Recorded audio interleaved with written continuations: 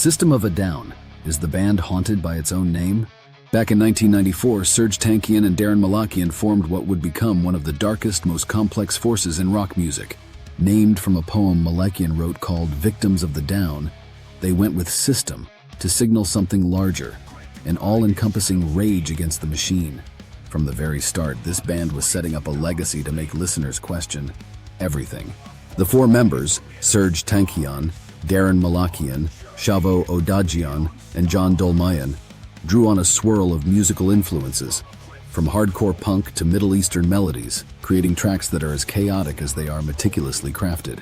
Their 1998 debut album threw fans into a world of distortion and aggression, but it was 2001's Toxicity that sent them soaring, or crashing, depending on how you look at it. Dropping just a week before 9/11, Toxicity captured a world on the brink, topping the Billboard 200 even as listeners reeled from global events.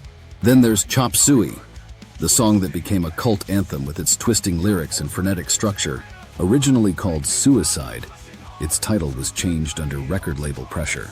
Still, it didn't stop Chop Suey from diving into dark themes of faith and abandonment, with Tankian channeling a raw energy inspired by a book on Jesus and the cry, "Father, why have you forsaken me?"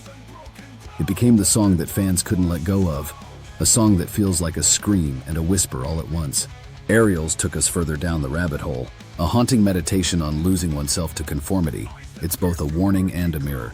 The music video is a strange journey into the grotesque, featuring a disfigured boy who finds fame, a jarring reminder of how society idolizes the unusual while forcing us to conform.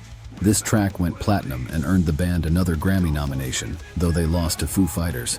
Still, Aerials became a cry for individuality in a world that demands sameness. But here's the dark twist. After ruling the charts, System of a Down fell silent in 2006. Why?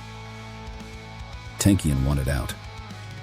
He wasn't interested in touring or the repetitive cycle of band life, craving more solo work and a fair cut of the earnings. The result?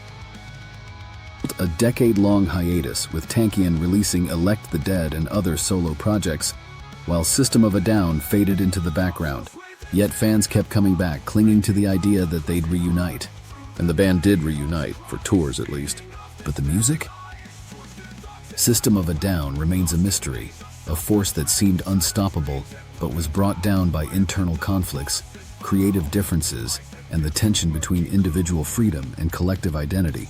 The band members, all of Armenian descent, use their platform for activism and heritage, but is that enough to keep the fire alive? In the end, System of a Down may be as much a victim of the down as it is a product of it, a band that rages against the system yet fights its own battles within.